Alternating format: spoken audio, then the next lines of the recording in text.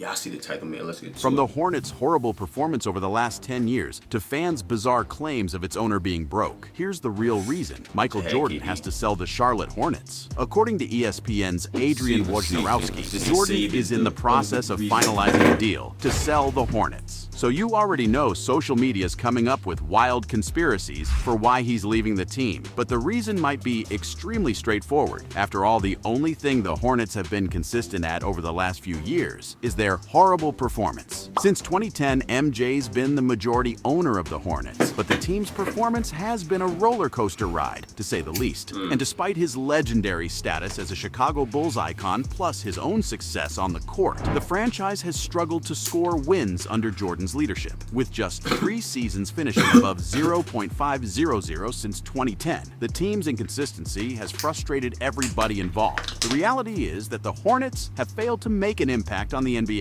Many people had hoped that with players like LaMelo Ball joining the team, things would change. But with Miles Bridges leaving the league and Ball being injured, it's like they're back at square one. And after I think Miles Bridges just got back in the summer league and all that, so I think he got his contract. After the 2023 playoffs, fans actually started feeling bad for MJ. Back in 2006, when he joined the organization, he had high hopes for the franchise. So for a player who embodies the winning mentality, going 6-0 in NBA Finals and losing only 1 playoff series after his first championship, it's not surprising that the lack of success finally got to him. Jordan must be frustrated by what he's witnessed as an owner. Attend any Hornets game and you'll see it written on his face. So it looks like after years of disappointment and the realization that he's used all his ideas to turn the franchise around, he's finally made the tough decision to sell his majority stake. But hey, at least he's going to be making major bank out of this sale. And according to Yeah, that's definitely different from what I've been hearing. A lot of people been trying to say Mike going broke and all that. I don't want to hear that, bro.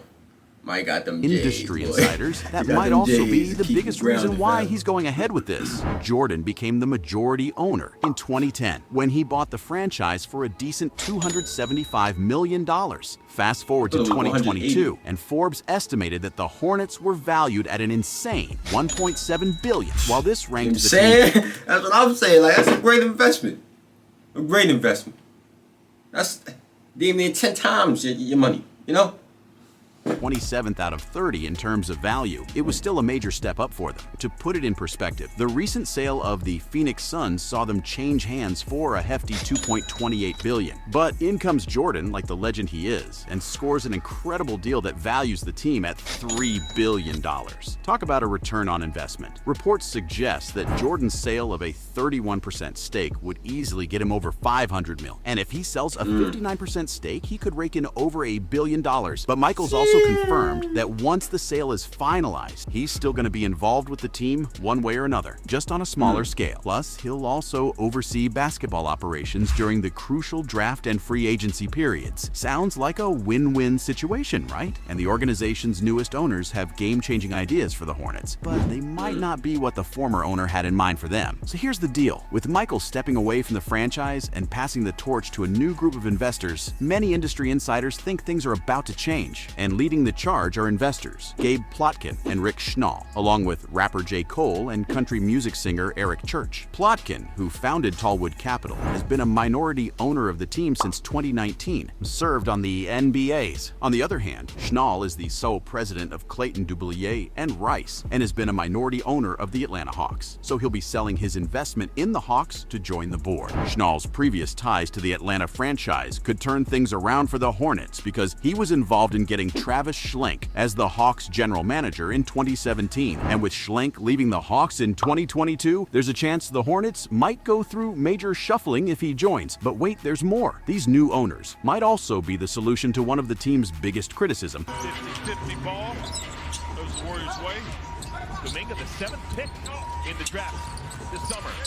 Jalen McDaniels using his length. Jordan's lack of spending. Charlotte's been one of the league's lowest spenders, especially when it comes to things like hotels for the players, sports science staff, front office staff, and even coaching salaries. Well, that's about to change because the new owners are set on bringing the Hornets up to speed and letting them catch up with the rest of the NBA. So you can imagine how excited fans are for the change. They say that damn, Charlotte over got the all all the new equipment. Damn, Jay. Even though Jordan's a great Mike player, not try. he's a terrible team owner. Evan Kent, who's the mastermind Mike behind was the like, Crown hell Club, no, one of the y'all most need famous that. I him saying Mike like, him saying I ain't had that.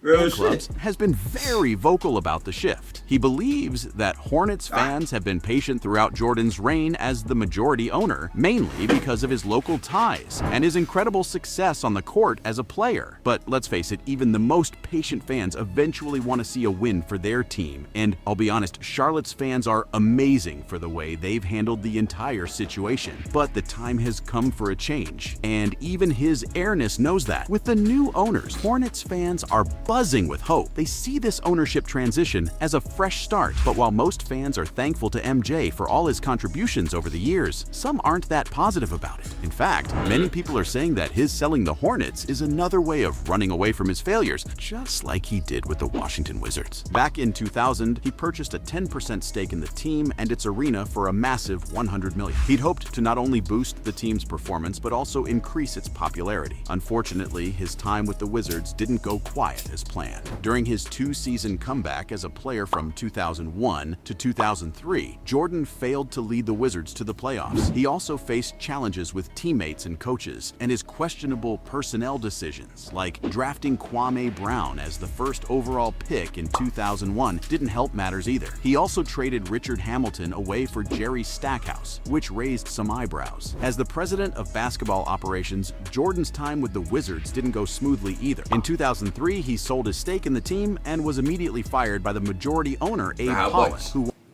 wanted to rebuild without him. All in all, Jordan reportedly lost a substantial $40 million from his investment in the Wizards. Damn. Sound a little familiar? Jordan's critics argue that he's doing the exact same thing with the Hornets. When times get tough, he decides to cut his losses and run. I get that this sounds pretty harsh, but his critics do have a point. I mean, with how sudden the announcement was, you can't blame fans for wondering if something else is going on behind the scenes. And like always, they're coming up with the wildest conspiracy theories yet. But the most bizarre one that's come to light is that MJ made the sale because he's dead broke. And the man at the center of all Yo, for real, that's the one I heard. the drama is The TikToker craziest Rico one. Knows, who's been exposing Jordan ever since the news broke out. He says that recent financial troubles might have pushed MJ into this decision. So let's do a deep dive into what he's talking about. Back in 2021, when the whole Reddit users versus Wall Street fiasco happened with GameStop, many people got caught up in the drama, losing $500 million after shorting GameStop stock. But while the video game retailers managed to bounce back, those who bet against it have been struggling. And one of those individuals was Michael Jordan. This financial setback put the six-time NBA champion in major trouble, because despite his other investments and the money he earns from Nike, his net worth dropped by $500 million during that time. And to complicate matters even more, Rico Knows claims that he owes money to Gabe Plotkin, the man who's set to become one of the new Hornets owners. It sounds bizarre, but fans are eating up this story like anything. And either way, facts. only time will tell if It just Michael makes really sense, did quit you know, the team. The way he put it together, Gabe Plotkin was a person that supposedly told Michael to invest in against GameStop. Basically, Mike bet against GameStop, you know what I'm saying? And Gabe was the person that told him, you know what I'm saying? So the guy that said, Rico Knows guy, is basically saying that Mike sold the his stake to Gabe Plotkin, you know what I'm saying? Basically, Gabe Plotkin gave him some bread, just so, you know what I'm saying, I messed up your investment, I'm gonna give you some bread back, you know what I'm saying? And I'm gonna take your majority stake, get you out this situation, all that. I guess that's what they trying to say. Because he was in way over his head. So there you have it, from fans' That's bizarre what it is, don't know. Alright, y'all know what to do. Share the video. Click on the last reaction. Like the video, comment, subscribe. I'm out of here.